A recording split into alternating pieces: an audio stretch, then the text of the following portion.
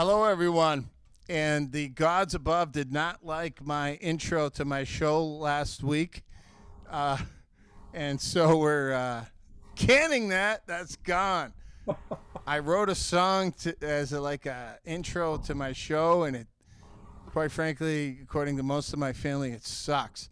And so we're here live. My name is Tiki Tim. My real name is Tim Kane, and I'm the drummer with the Island Castaways Band. And we have a great honor and privilege tonight to do an hour-long interview with Mr. Steve Kareta. Of course, he's with Changes in Latitudes and a bunch of other projects that we're going to talk about over the next 45 minutes to an hour. And he may even pick up the axe, the guitar, and play some originals for us in a little while. And so it's going to be a great interview. How you doing, Steve? I'm really good. How about you, Tim? What's going on? I'm good. Zoom is interesting. The only reason for our listeners, I use Zoom is because it records the show. Facebook Live doesn't record, and then I get this fancy background I like screen, that. which is Your kind of cool. your I was trees are moving. I'm liking that. I was telling Steve off air. It took me like 6 months to figure out how to do this. We're musicians, right? It took a long time. I'm finally getting it down. We'll see how it all ends up. But Steve, like all my guests, this is the second season of Tiki Tim's Trop Rock Tributes. Of course, this is pretty much every Wednesday evening at 7 p.m. We got, who do we got? We got some guests coming up that are great, but none other than you are the greatest. And we know you well here in the Northeast. All the Parrot Head clubs, all of Jimmy Buffett fans know you well, and we're very blessed to have you on the show tonight. And so I'm just going to jump into my questions, Yeah, sure. and it's kind of a downer question, but I got to ask it. How you doing personally and the band wise, dealing with COVID this past Oh, year? Not just with loss of gigs, but just like almost like rehearsing with the band. How you dealing with it all? it's been tough, to be honest. I haven't seen anybody in the band. I haven't seen the gang since September. We have not gotten together once. We have not, rehearsed. We've not had a show since September. So it's really challenging because I love my guys and my girls, and I really love hanging out with them. But we've been in a bubble for the last year, so. It's draining. It Yeah. must be draining to you. Yeah. How you passing the time? Uh, Working on a boat, actually. Really? Yeah, I bought a fixer-upper, and I actually had it delivered in January, and I've done nothing but work on the boat. When it was 20 degrees outside, I was outside working on the boat, so it's. 20 degrees. So what kind of? There's a lot of parrot heads who are, of course, boat lovers and boat builders, and Oh, yeah. they just love the boating life. So what are you doing to the boat to bring it up to speed, to get it seaworthy? Oh, well, it's a chaparral, a 30-foot chaparral with twin motors, and I bought it at an auction, so I've been, reconditioning the motors, reconditioning the props, redoing the lighting inside, redoing the interior. Just it's been almost every day I've been out there tinkering with it, but she's gonna be ready in a month. I'm gonna put her in the water, so can't wait. Where are you going to put her in the water? We go down Rhode Island. We have a slip in Rhode Island, so it's. I love Narragansett Bay. I love being in the salt water, but the sound can get pretty rough. So it's nice to be able to just kind of scooch up into the bay and hang around. Now you mentioned that like you've been in storms. Have you been in storms in the South? Yeah. Now tell me. Not intentionally. Tell me about the storm. No, it's you get out there and you check the weather and you look at the radar and everything looks good, and then this stuff starts popping up and you're too far. The last storm I was in, we were out past Connecticut, around the other side of Jamestown, and we kind of go out of over by Quonset, North Kingston. And the storms, in this area, everything kind of moves west to east, and it looked really good. And then all of a sudden, it kind of came rumbling over. So I just found a little cove, tucked it in, threw a couple anchors down, and hunkered down until it passed. It was, it was challenging. It was scary, but, you live and learn. How big were the waves? Well, we were in a nice little cove, so I was going to say, I'd say they're probably 5 or 6 foot, but they were, at the time, I was in a 22-foot boat, so, you know. So, your boating life, I mean, it transcends everything you're doing. Trop Rock, it's incredible. When did you get your first boat? How did you get into boating? Oh God, I've been boating for 25 years now, 25 years at least. Um, yeah, it's kind of weird. I run kind of strangely parallel to Buffett with I have a pilot's license. I've been flying since '86, and I boat. She's just got the checkbook to buy bigger, better, nicer. So it's good though. It's good. I can relate to a lot of things he writes about and talks about. So So you fly I do. planes. Just Cessnas, little single engine, putzing around. When I was a kid, I wanted to be in the Air Force. I had my papers in, I was ready to go. And then because of my glasses, and a lot of people that see the band haven't seen me with glasses or whatever, but I do wear glasses, and they said, no, you can't fly fighters. You can be the guy in the back, or you can be a navigator, and that crushed me. So after that, I walked away and picked up guitar. So Really, that's the story. that's the truth. You were going to be an Air Force guy, I wanted to but fly jets. because of your eyesight issues, you Yep. couldn't be a pilot, and so you walked away and became a rock star. Well, I don't know about a star, but I've been slugging out in bars since I was 16, or 18 or something like All that. right, So yeah, that's good enough. So you've answered my COVID question, and I hate to start the interview that way. I Oh, got it's a all lot. good. I got a lot of questions. This one's I hate to say it, but if you know what, when I was formulating my questions, I'm like, if I ask this question too late in the interview, it's just not going to be perceived right. And so it's a sad, somber tone, but Mully, a former, Molly, a Molly, I former love. bandmate, he passed away. He was near and dear to your heart, and I know we conversed a little bit about it. I did not know Molly. Yeah, Um, he's not a musician actually. He and I work together outside, outside of the music industry, and he's actually the one. I'll give you the whole Molly story because it's actually entertaining. Please, But please. he was a parrot head. He was a deep, deep, deep cut parrot head, and he liked his tequila. So we would go see Buffett wherever we could, and we probably saw Buffett 5, 6, 7, 8 times a year. We would travel all over the place to see him at wherever we could pull it off. And Mully had a party in his backyard, and he said, "Hey, bring a guitar over and just play at my party."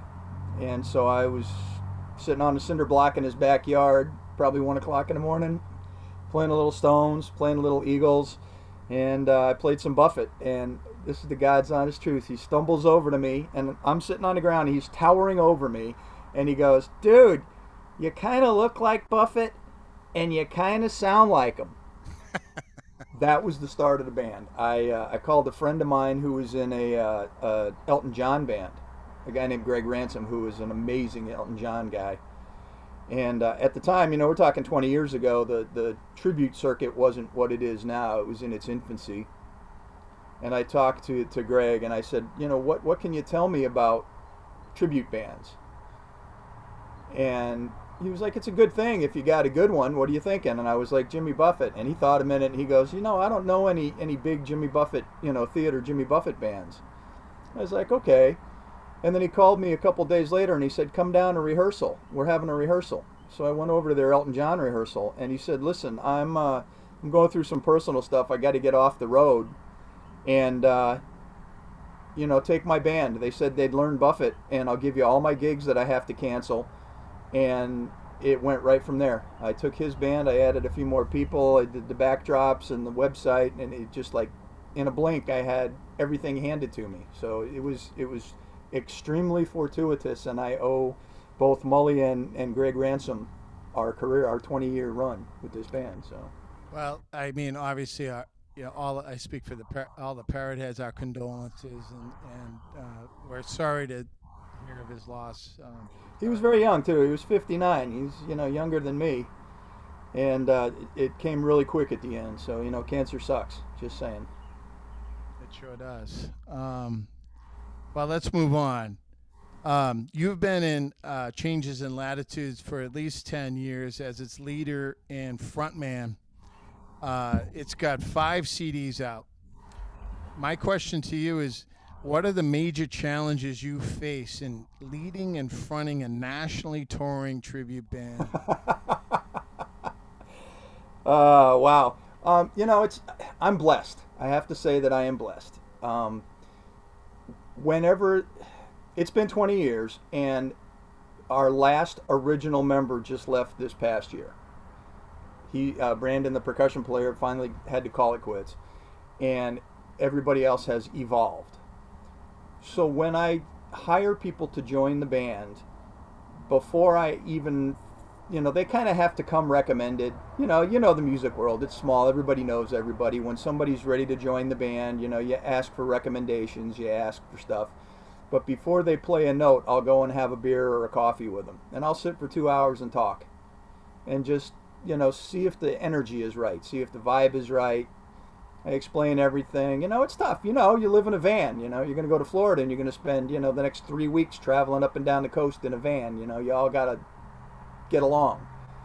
So we've been really lucky that 98% of the people that have gone through this band have been really swell. Just awesome people to get along with, awesome people to hang out with, and everybody just puts up with everybody. Everybody gets cranky once in a while, but everybody is really, really good to be on the road with. So that's the key, is picking good people right from the start. All right, fair answer. What was your worst gig?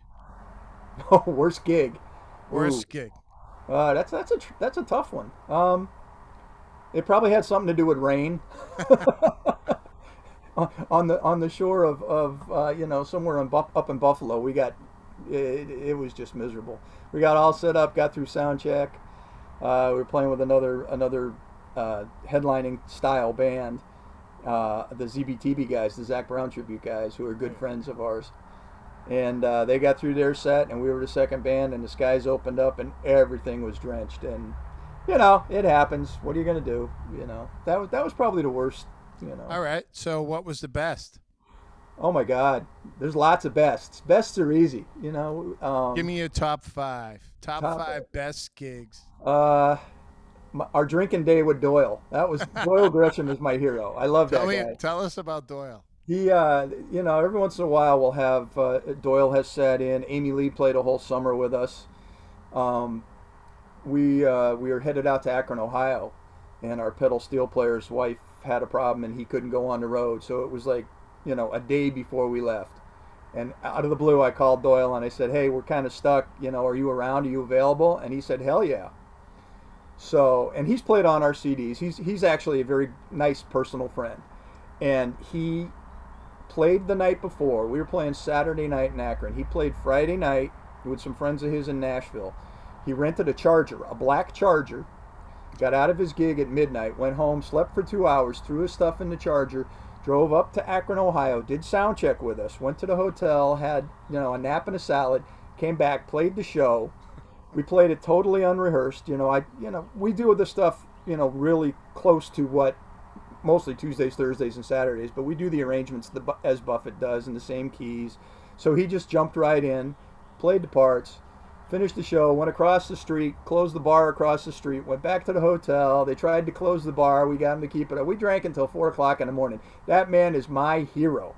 Let me tell you. Because, he kept up with us, youngsters at the time.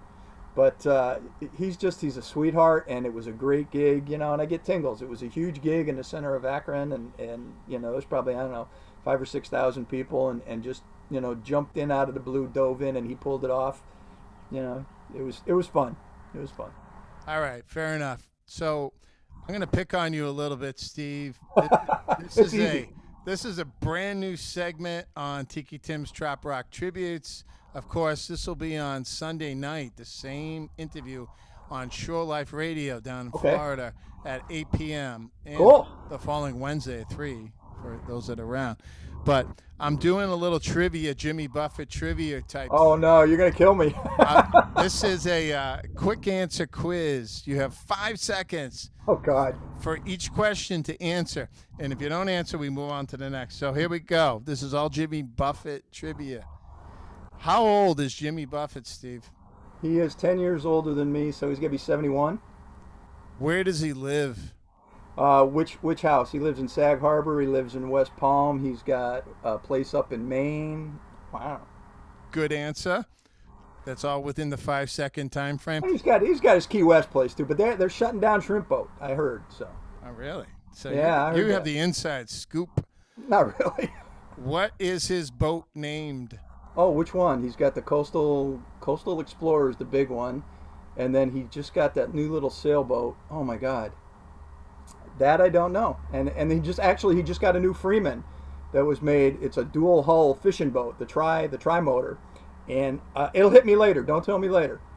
Don't tell me. I'll tell you later. It'll hit me later because I was actually talking to the guy that runs the marina about it. So. Well, technically, I don't really know the answers to any of these questions.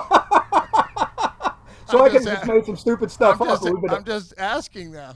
Oh, okay. And I hope that you have the answers that are correct, and I trust that you would, actually. What was Jimmy Buffett's first top 10 hit? Oh, my God. Come Monday, maybe? I don't know. I think you're right. Who is Jimmy Buffett's longtime drummer? Easy. Can't pull it. Are you... Steve, you got to know that one. I am canceling this program immediately. He was actually on a ferry with our other drummer, with our last drummer, and they were talking Jimmy Buffett stuff. And I know I actually saw him when he was playing with Peter Mayer down when Peter played at the little place in Connecticut. And now I can't pull his name out of my cobwebs. That's okay. I won't cancel the program. But this underscores the plight of the drummer in this world, this band world we live in. This is true. Nobody knows the drummer. Yeah, but you know what? All the girls go home with the drummers. I got to tell you, in the bar days, it was always the drummer that got the chicks. Just saying. Well, so did I. They may not know your name, you know. All right, I got a few more. Jimmy Guth, Buffett. Roger Guth. It's Roger Guth. That's correct. It took another sip of tequila. That's what it took. Okay. He's a great drummer, and of course, he's put out several solo albums that are more jazz and fusion oriented. Oh, yeah. Some of which with Peter Mayer that are incredible songs that people should check out. A couple more questions. What was Jimmy Buffett's latest album titled?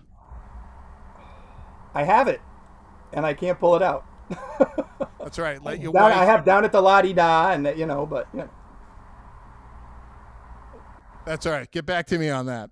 So let's move on. So I think the trivia question is officially canceled. We will never do that again on the show. Oh, I killed it that badly, did I? Actually, you weren't that bad. I got to ask. Maybe I should ask questions that I actually know the answers to. That would. Well, you know, if you told me in the beginning that you didn't know the answers, I'd have been making stuff up all night. So right. I'm good at making stuff up on the fly. Listen, I got to tell you, people want to hear music. They don't want to hear me.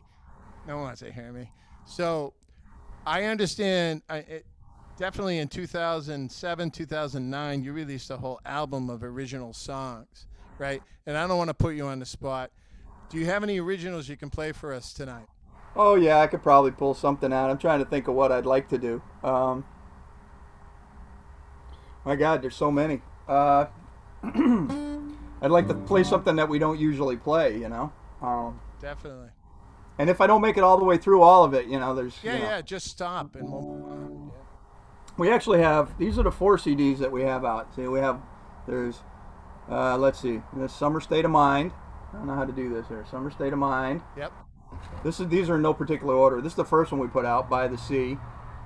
Changes. And then we have 5-Year Plan. That's the most recent one. 5-Year Plan. What is your 5-year plan, Steve? Well, my 5-year plan passed about 10 years ago.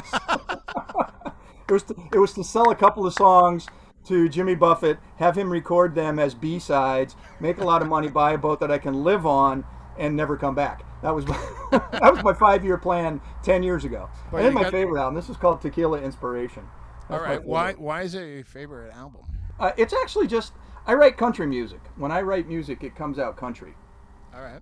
And then the guys in the band get a hold of it, and you add some steel pans and some pedal steel guitar and some percussion, and all of a sudden it's, Trop.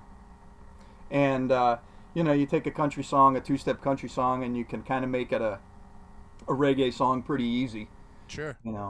So if I were to just, I grew up on country. I grew up on Johnny Cash, and that's what Dad listened to. So when I write, that's kind of what comes out. But it doesn't take a real hard push to shove it over into trop rock. So.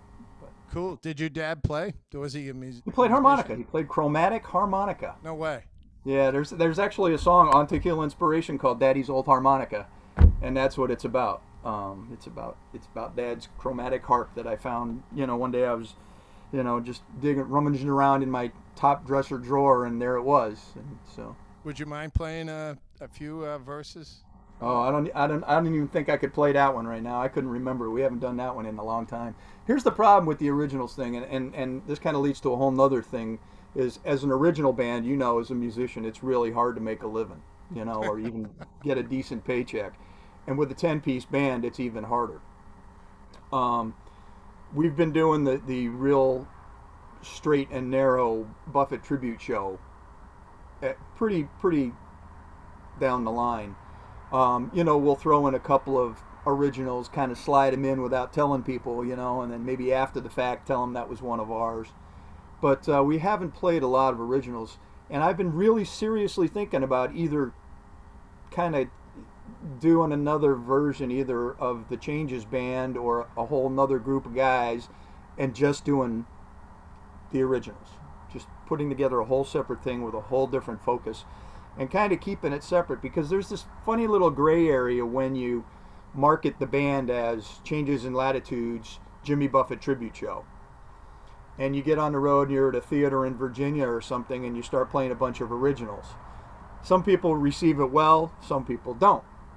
So it's kind of, you got to kind of walk that line. So I was kind of thinking about doing a whole nother project of just the originals, because the 5 CDs, I have a country CD before this one, and they're languishing and it's breaking my heart, and I want to get them out and play them. So they're breaking your heart. So what would you like to play for us tonight? Let's see. I don't even know if I can get all the way through this one. It's okay.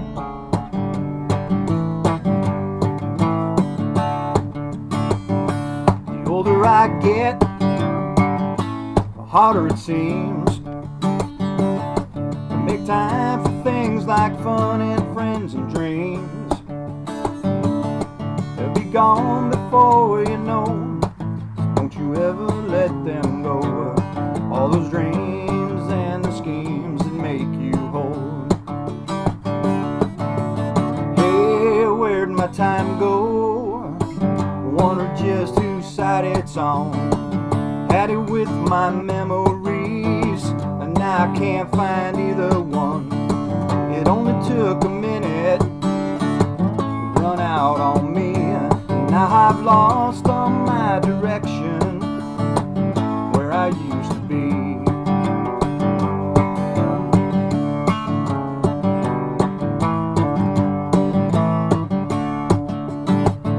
Just when you think you got it down, something comes along, turns it all around. The best laid plans of mouse and man are just there like grains of sand on the beach where the ocean always wins. Hey, where'd my time go? Wonder just whose side it's on. Had it with my memories, and now I can't find either one. It only took a second to walk out on me. Now I've lost all my direction where I used to be.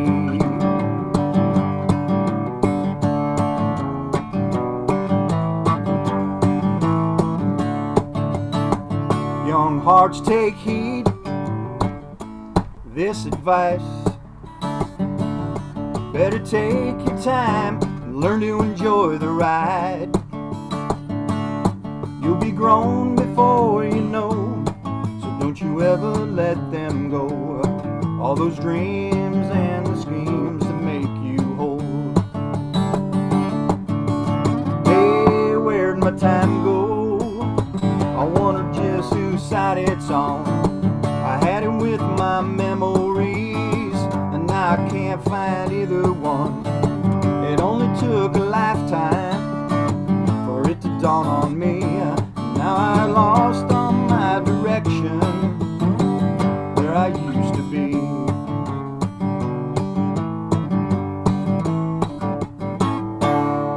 Something like that. Well, thank you. That was awesome. So what album was that off of? What's the name? That's Hey, Where'd My Time Go? And I'm pretty sure that's on Tequila Inspiration as well. Where'd my time go? No, it's not. I write them, I record them, and then they go away. Man, that was great. You got to give us another one. You're such a great player. Come on. Thank you. Just one more. One more. Let's see. What am I doing? Wrote this song for my daughter. This is a song for my daughter.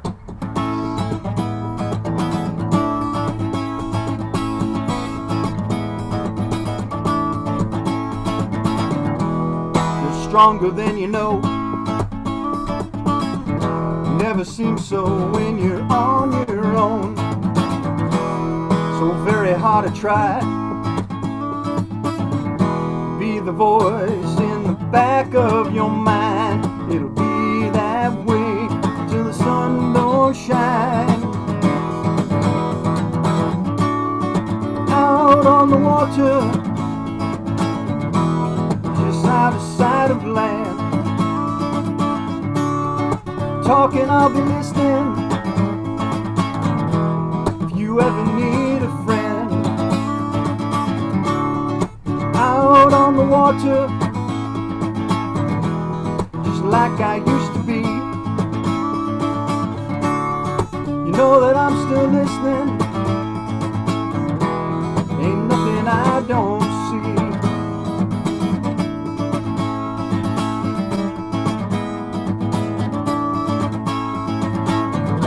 So much time we spent together,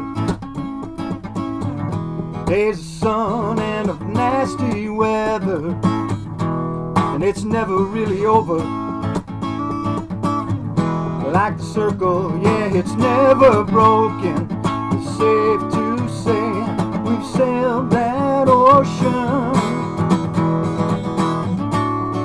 Out on the water, just out of sight of land. Talking, I'll be listening. If you ever need a friend, out on the water, just like I used to be. You know that I'm still watching. Ain't nothing I don't see.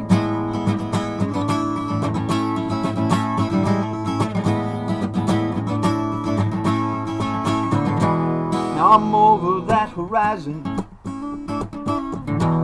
You look closely, see the sun is rising. The water goes from black to blue. Like the sea, I will follow the moon. So much past from me to you. Out on the water, just out of sight of land. Talking, I'll be listening. If you ever need a friend, out on the water, just like I used to be. Know that I'm still watching. Ain't nothing I don't see.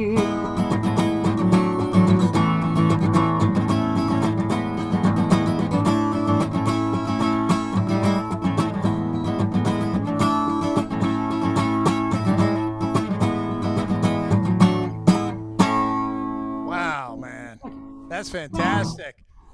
Thank you. If Zoom didn't have latency issues, I'd be jamming. Diving right in, right? I'd be diving all over. I'd be all over that. Thank you. Well, thank you for playing. That's super special. People love hearing music on the show. Thank you. I like Um, that. of course, this is going to be rebroadcast on Shore Life Radio, Florida-based Shore Life. When? This Sunday at 8 p.m. Just look them up at shoreliferadio.com. They just recently picked up my show. It's like, That's awesome. That is really cool. why did Millie do that? Thank God, Millie. I love you, Millie. Yeah. Thanks for the chance. I hope I don't Cool screw it beans. up. That's how it works, you know. It's a great network, you know. It is a great network, man. I've fallen in love with it. So let's continue with our questions. We're past the Jimmy Buffett fact quiz portion of our program. The part that I failed miserably. Let's see if we can get to something I might pass. I picked on you. That's my fault. It's all good. I like it. So, your bio's like the smallest biography I've ever read of any musician ever in my entire life. It's like this big, you know. It's Yeah. I was like, Sorry. hey Steve, send me your bio. It's like, here you go, and it was like a sentence and a half. Yeah. Sorry. You know, So no, it's okay. It's about the band, you know. It So, really is. No, and that's great. That I love hearing that. So it actually challenged me with my questioning, and that's a good thing. So, you've been in the music business for over 30 years. What did you do before Changes in Latitude? What were you doing for the previous 20 years? My life has always been aviation or music. Those are my two bloods. The aviation thing was there until I couldn't do it for real.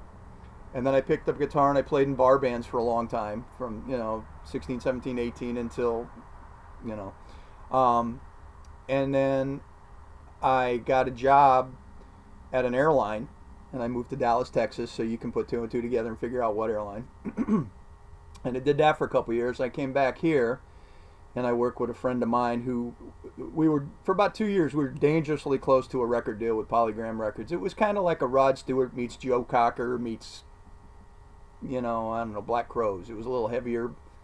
How close did you get to a record? We had offers on the table, and then something happened and it kind of screwed it up, so that went away. But that's the music business. Whoa. What happened? I really would not like to get into it. It had nothing to do with me. I was just along for the ride. But Well, I'm supposed to ask tough questions. yeah, I know. Probing it's questions. a friend of mine, and I can't really say anything, and I don't want to. I don't want to step on any toes. But All whatever. right.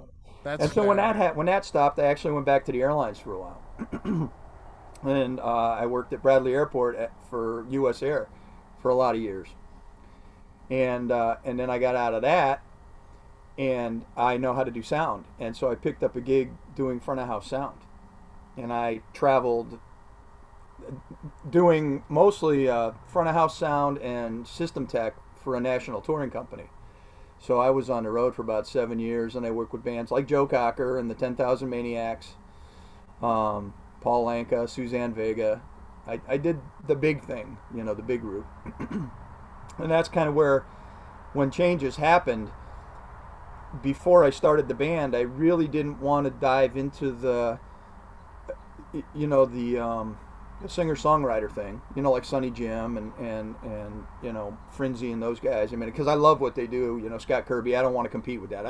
At the time I had no originals out, so I was like, I can't do that.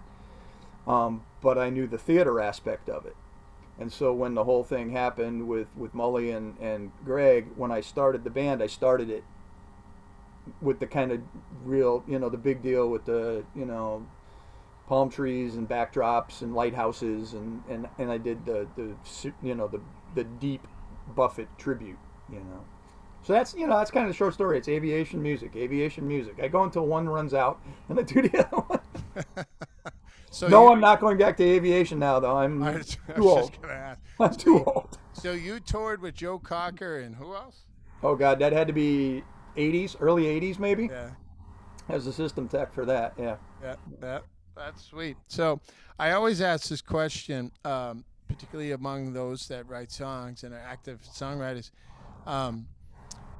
How do you approach songwriting? When was the last song you wrote? How do you approach it? Do you approach it from a lyrical basis? Do you approach it from, hey, I just got this riff idea? They come all different ways, I mean, to me, the best ones the best ones come already done.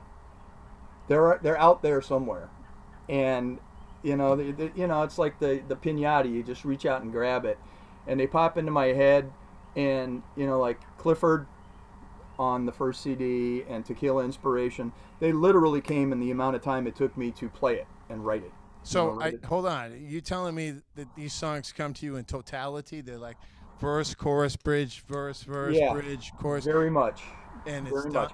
Those are the easy ones, and those are usually the best ones. And then some of them, I'll just be sitting and noodling on my guitar, and something will hit me, and go, wow, that's kind of cool. And then it metamorphoses from there into a song. And unfortunately, I probably have 200 of them that, like the verse and the chorus came, or the, two verses came, and then it just stops. Yeah, So, that's like me. My wife yeah. tells me I write verses and choruses for like children's music. That's okay. There's nothing wrong with that. There's a good market there. I mean, just saying. I mean, All right. John Mayer does that, doesn't he? Write books for kids, right? He does write books, but of course he's the lead guitarist and singer for the Grateful Well, Dead. there's a market there. Just saying. All right, let's move on. You you pride yourself as a storied storyteller. Tell us a few really interesting stories from the road. Most of them involve visuals that I can't share those pictures on. Oh, you know what Well, life on the road is like. The van, you're on your way to Florida and the van breaks down in New Jersey and you got to rent the truck and you got to rent the car, or, uh, you're flying to Vancouver, and the sound guy and the rest of the crew flew in on a different flight. So I'm sitting at the airport waiting for them to get off the plane, and they get there, and they get ushered off into another room.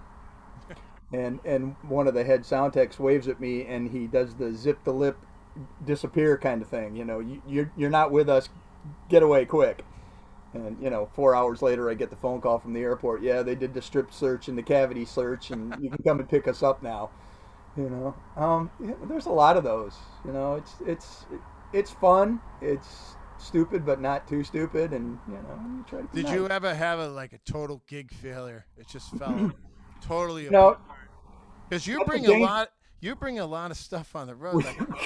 Like you have a whole stage set up. Yeah. Like I don't know how you find the money to invest Well, in that's the all problem. that stage It gear. really is. I mean, it's a big production. We do carry a god awful amount of crap. I am blessed that I have guys on my crew that take care of almost 90% of it up and down. These guys are worth their weight in gold and then some. Sure. We have the trucks and the trailers and all of that stuff that goes with it. But knock wood, and there's wood right here. We're like the Thunderbirds and the Blue Angels. We have never canceled the show. We actually we were set up at Okemo. Okemo Mountain used to do a fall leaf peeping parrot head concert thing, and it was another one. Gorgeous fall afternoon, and then all of a sudden the thunderstorms rolled in. It was horrendous, and all the gear was trying to be covered at best it can, and so we took everything down. At that point, they canceled the show, but I don't like canceling shows. So we took what we could. We took the monitor rig, and we took a couple of the, a mixing board that somebody had. I don't even remember where that. Oh, it was the Keyboard Rigs mixing board, and we took it into the little ice rink, which at the time was just concrete because it was fall, and everybody ran inside the ice rink to be under shelter. And so we actually just took took everything we could handle and went and did a semi-acoustic small, whatever we could do show with whatever we could put together show. That was fun. That was a good one. I'm sure you got a ton more. You could write a book. I'm sure. Yeah. Except it would probably only sell about 20 copies, my friends and family. Well, tell me about. I mean, you've had a lot of incantations, if that's even a word. I'm just making it up, but you've had a lot of different members of your band over the years, right? One in particular, I'm going to put on the spot because I love his drumming. He's a great drummer. He actually used to be the drummer for the Island Castaways band, Scott Saperi, Scotty, I love local Scotty. guy. Tell me about Scott and his drumming. Scotty is such a good people, and I hate to say it, but he's almost half my age. So you've been in the business a long time when the people that are in your band are they could be your children. Scotty's great people. I love Scotty to death, and the drummer that we had before him, Clark Seibold, was with us for a lot of years. I want to say 8-10 years. He was with us for a really long run. And he has a family, and Clark has a family, and his daughters were getting older, and they needed to go to school, and they needed daddy around, and he teaches music at a local college, and they offered him a much better job if he was around. So he was very heartbroken to have to say he can't do it anymore. And so when he left, we were looking for somebody, and I reached out to Paul and the guys at I just put it out everywhere. I put it out on Facebook. Hey, we're gonna need a drummer. Anybody know anybody? And like I said, when I bring people into the band, I don't put an ad on, the newspaper or whatever. Somebody's got to come with some recommendation. And so the guys in Island Castaways said, he's your guy, And we do a whole different style than the Island Castaways do. The Island Castaways are you guys are great. You're loose. You kind of jam, and you got a really fun vibe. Changes in Latitudes is a little bit more. We really kind of, the arrangements never change. It's really it's almost too tight at times. It's like it's surgical. Yeah, it really is. And so I think Scott was looking for more of that. And so when I put the word out, they said, Scotty's leaving, but he's your guy. He's definitely the right guy for the gig. And we brought him in, and he's been kicking butt. He's a great guy to hang out with. He's fun. And you know how it is when you're playing, you make faces at each other. He's one of my go-to guys on stage when I need to make faces at somebody. Well, I'll tell you a funny story. I've never personally met Scott, though I'm friends with him on social media and stuff. But the Island Castaways band played a gig at Fenway Park outside there, one of those festival gigs that they do before the games. And after the gig, I was so nervous. First time I played there, there's thousands of people there. I'm like, in fact, I'm not kidding, Steve. I met Pedro Martinez in the playing parking lot right before the gig because I gave up my parking spot to Pedro, and he was so thankful. He came up to my car and leaned in the window and said, "Hey." I'm like, That's cool. It's Pedro Martinez. Right? But anyway, after the gig there was this guy sitting down the road, and I'm packing up my drums, pushing them down to the parking lot and all that. And this guy goes, "Hey, nice job on the drums tonight." And guess who that was? Was it Scotty? Yeah. It was very nice of him to do that. And he's a sweetheart. Him and his whole family are they are wonderful people, And again, you pick people based on their attitude and their vibe rather than they got to come to the gig recommended. Their chops are going to cut it. If you got to the point where somebody says this is the guy for you, the chops are going to cut it. And he's such a sweetheart to be on the road with, even when the air conditioning goes out in the van when you're 3/4 of the way to Florida, and nobody bitches. He don't bitch. He's totally cool. So tough shoes to fill, for sure. Well, my band. I haven't seen you guys recently, but I hear good things about you. Just saying. Well, that's good.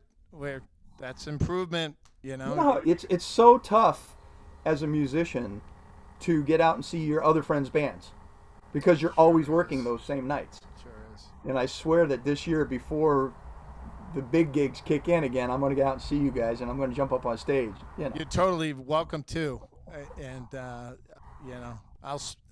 I shouldn't speak for the band because I'm just a drummer, but you're welcome to come up on stage, Steve, if you're at one of our gigs. Sorry, Joe. Um, so let's move on. More questions. You're in the movie business. I saw there that you did some kind of song or clip or Yeah, cameo. What happened yeah. there? There's a guy, Indiana James, and they're doing the Indiana James Lost Shaker Assault, and they did a little clip, and it got picked up by Buffett's people, and a lot of years ago, I don't know how many years ago it was, probably late '90s. They actually played it during Buffett's breaks, and it's Indiana Jones meets all the stuff, but it's them doing the Lost Shaker Assault. Um, Reached out to those guys and was looking for somebody to shoot some video for the band, to do promo video, and they were doing a scene in Boston Harbor with this guy that does Jack Sparrow. The guy's amazing. He's so good. And they had chartered a pirate ship in Boston Harbor. And they were doing the sail away at the end of the movie scene. And, where Indiana Jones is laying there. But they take Indiana Jones and they put it together with Pirates of the Caribbean. And they put it together. It's like it's a mishmash. It's an amazing film. And they said, here's the deal. You come out and you play, you sit on the boat and you do the outro, and we'll film it. You get a music video out of the deal. We'll come and shoot your show, and we'll get you a promo video, and we'll use your song in the video in the movie as their out thing. So it was a lot of fun. It was a lot of fun, and they're great guys, and it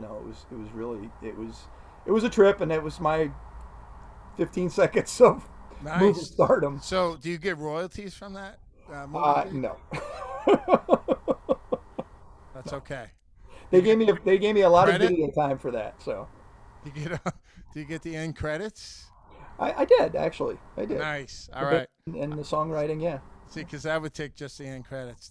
yeah. That's That would all. be pretty good. It was a blast. It really So was. I read there that you've created a new like publishing house called Latitude Adjustment Music. Yeah, What is that's kind of. what's going? Is that in dormancy now, or? Well, no, I started a long time ago. I got so many irons in the fire that I can't finish everything. That's kind of how it started, and I wanted to, again, because Changes in Latitudes is such a known commodity as a Buffett tribute show, that I kind of needed to find a way to market the original music away from Changes, and not in a bad way, just in a way to let people know that it's a separate entity.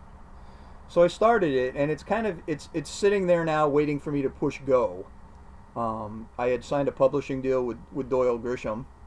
He's got a publishing house called Gulf Steel Music, and I was kind of hoping that something would happen with that. And it's kind of just, he's got busy with stuff, and so everything's kind of just in a holding pattern. Hopefully, if something happens, great, and if it doesn't, All right, that's fair. We all try different things, and they sometimes work. They sometimes go into a whole pattern. yeah, You never know where you'll arrive at the other side. So yeah. And you do the circle and go, oh my God, I got to finish that. Yeah, I didn't finish that. yeah, it sounds like my to-do list at home from Yeah. my wife. It never gets smaller. You take one thing off and they add three things on the bottom. Yeah. It's endless.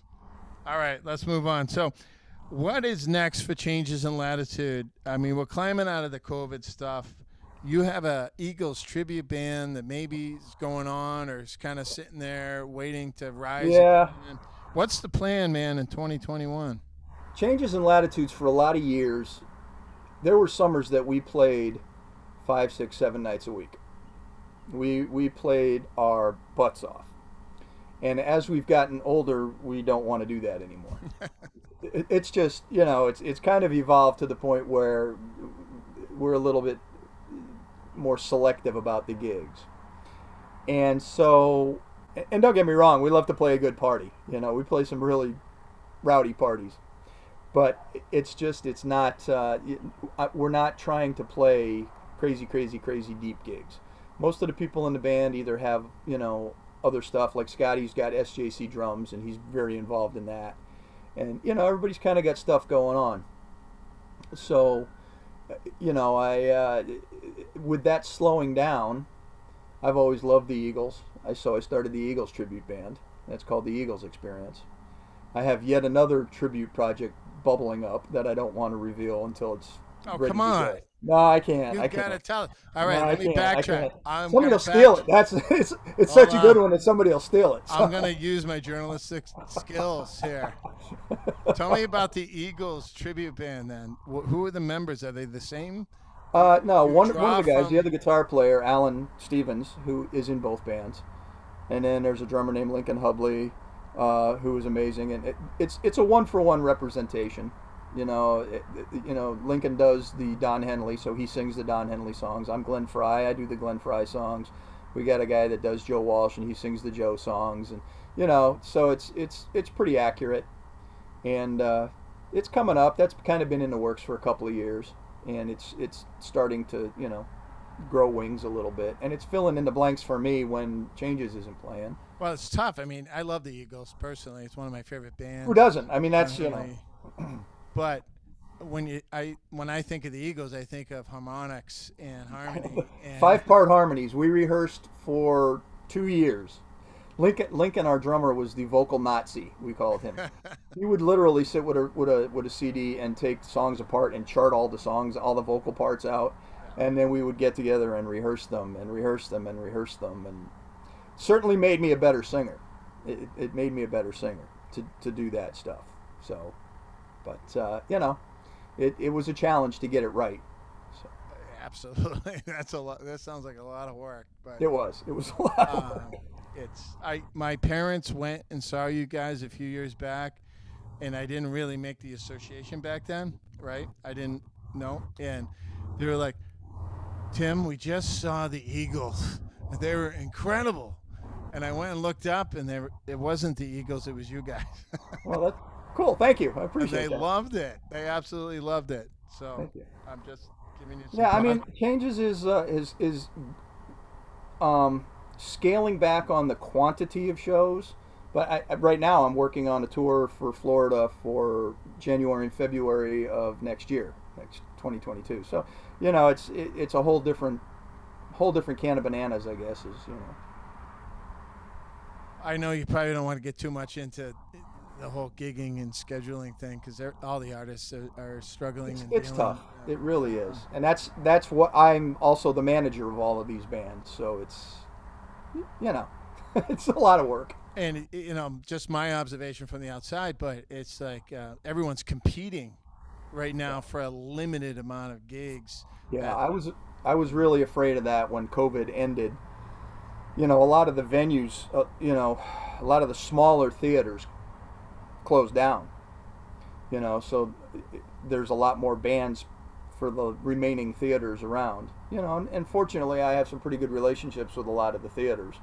So we haven't seemed to lose too much in the way of, the regular gigs that we have. Like we'll be back in Newport next year. We do the Newport Winter Festival in February, and that's always a blast. I love doing that one because it's it's boat people, so it's people that get it.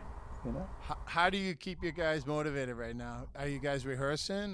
No, we're not. This is the longest stretch of time I've ever gone without actually being in a room with all the people. And I send emails and texts, and we talk. Some of us talk on the phone. Just checking in on people. Everybody's still there. Like I said, fortunately, most everybody at this point, when the band was young, everybody needed to gig 3, 4, 5 days a week to pay the bills. As we've gotten older, everybody's kind of gotten other jobs, and the people that have come in have, are self-employed and have other stuff to do. So we're able to step back a little bit, and if the gigs don't happen, people aren't freaking out because they can't pay for their electric. So, well, they have a rich wife. Yeah, well, that would not so much.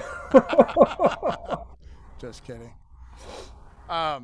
So you've been a great guest, Steve. I've asked a lot of maybe probing questions, maybe not. But I always try to end this show, and of course, this show will be live again as an audio podcast on Show Life Radio Cool. this Sunday at 8 p.m. So all our friends in Florida, and we push this out to all the Parrot Head clubs down there as well, down there, including Tampa Bay and Miami and everything. And they've been very gracious and kind to repost this broadcast for us. And then Millie does her own thing with Show Life as well. But all these kids graduating right now from, whatever music school, Berkeley, whatever, or they didn't even go to music school, and they just slapped a guitar in their back and hit the road. Singer-songwriters. I know a bunch of them. I see them on Facebook, and it just Sure. breaks my heart to just see their evolution through this COVID era and where they are right now versus the beginning. And what advice, Steve, can you offer these young Don't give up. musicians? Don't give up. I mean, that's if you believe in it, keep at it. In a lot of ways, the music industry is easier, more accessible than it was when we were kids. Back then, the only path to getting any kind of notoriety was to get a record deal, which was an awful process.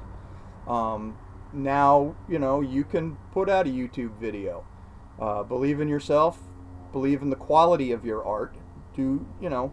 Make it good. Don't just throw crap out. And keep at it. The gigs will happen. I do know a lot of younger musicians who my advice is, and it's almost counter what I've done for a long time, is don't be afraid to have a good day job. So that it doesn't matter if you go play at a coffee shop and make $25 in tips. That way it gives you the freedom to be yourself. To not have to sacrifice your art to play, Moni Moni and Louie Louie and all night long. And nothing wrong with that. I don't want to piss anybody off, but if you really want to just do your own thing, it's good. I mean, look at Tom Schultz in Boston. Really, perfect example of, I got all the cash. I'm going to build this crazy studio. I'm going to put a band together. We're going to record, and we're going to get, multi-million album sales. So, don't be afraid to get the day job and then hack it out at night and play music. But just keep at it. Don't give up if that's what you want to do. Music's for life. And so, It works. Steve, you've been a very gracious and light-hearted guest, and I support and welcome that. Where are you at right now, by the way? I'm actually on my back deck. This is my little private tiki bar. Oh, you have a tiki bar back there. Yeah, it's just a deck. I call it Chicks on the Farm. Actually, is what it is. It's actually Wait a minute. You call it what? Chicks on the Farm, as CHIX, as in like chic. There's a restaurant bar bistro in Virginia Beach called Chic on the Beach. It's and it's a cool place. I like to go there, and so when I'm out here, I have a back deck that's about 16 feet by 16 feet, and I throw some wood up, and it has a roof, a 3-season roof, and I'm pretty much out here every night. We got a gas grill going, and a fire table, and this is where I spend almost every evening. So sounds nice. I It's a haven't nice had the pleasure to meet you live yet. I hope you will. You will this summer. And I wish you the best to all our fans and supporters. This show's taking off, man. It's getting wings, just like your airline Awesome. pilot license. Awesome. We're starting to next Tuesday night, not Wednesday. Next Tuesday night is Beth Travers, of course, a real popular Southern trop rock artist, and Cool. we haven't. That excites my wife. I got to tell you, because I haven't had a female trop rock artist on my show yet, and she was getting kind of pissed off at me about it. And it's not without trying, okay? Yeah. But Beth will be my first, and I'm looking forward to that interview next Tuesday. Awesome. Of course, you can check out this interview again with Steve this Sunday night at 8 p.m. on showliferadio.com or the following Wednesday at 3 p.m. And I bid you all adieu. Peace. Good night. Good night. Take care, Tim.